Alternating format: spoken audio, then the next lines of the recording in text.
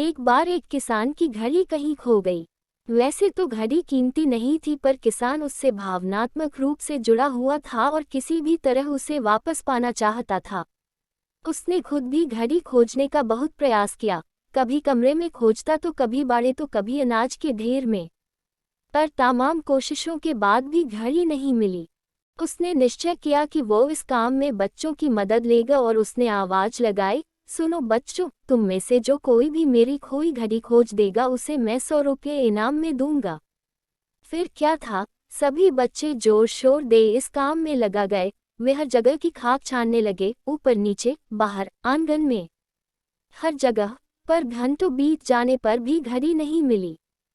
अब लगभग सभी बच्चे हार मान चुके थे और किसान को भी यही लगा कि घड़ी नहीं मिलेगी।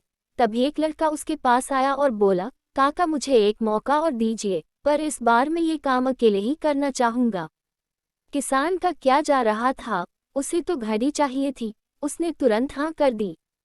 लड़का एक एक करके घर के कमरों में जाने लगा, और जब वह किसान के शयन कक्ष से निकला तो घड़ी उसके हाथ में थी। किसान घड़ी देख प्रसन्न हो गया और अचरज से पूछा, बेटा कहाँ थी ये घड़ी, और जहाँ हम सभी असफल हो गए तुमने इसे कैसे ढूंढ निकाला? लड़का बोला, काका मैंने कुछ नहीं किया, बस मैं कमरे में गया और चुपचाप बैठ गया और घड़ी की आवाज़ पर ध्यान केंद्रित करने लगा। कमरे में शांति होने के कारण मुझे घड़ी की टिक टिक सुनाई दे गई, जिससे मैंने उसकी दिशा का अंदाजा लगा लिया और अलमारी के पीछे गिरी ये घड़ी खोज निकाली। फ्रेंड्स, जिस तरह कमरे की शांति घड़ी ढूंढने में मददगार साबित हुई, उसी प्रकार मन की शांति हमें लाइफ की ज़रूरी चीज़ें समझने में मददगार होती है।